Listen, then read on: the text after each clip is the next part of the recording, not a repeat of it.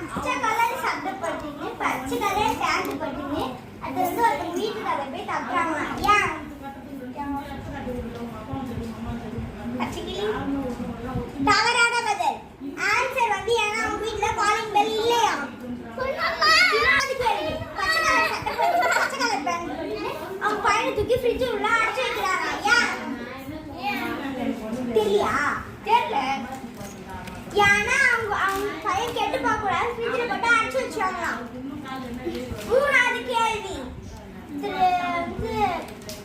குடிக்கலான்னு tea கடைக்கு போய்